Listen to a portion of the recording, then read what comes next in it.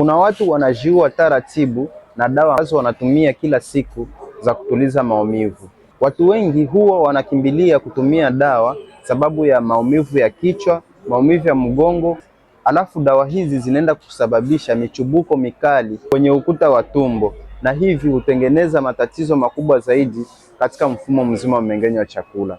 Ikiwa umetumia dawa hizi na umeanza kuhisi maumivu makali ndani ya tumbo, chukua namba yangu ili upate msaada na ondokana na changamoto ambayo unaipitia kwa sasa.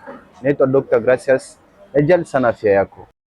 Kuna watu wanajiua taratibu na dawa ambazo wanatumia kila siku za kutuliza maumivu. Watu wengi huwa wanakimbilia kutumia dawa sababu ya maumivu ya kichwa, maumivu ya mgongo, alafu dawa hizi zinaenda kusababisha michubuko mikali kwenye ukuta wa tumbo, na hivi hutengeneza matatizo makubwa zaidi katika mfumo mzima wa mmeng'enyo wa chakula.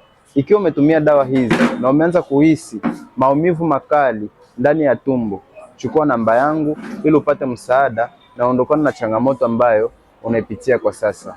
Naitwa Dr. Gracious, najali sana afya yako.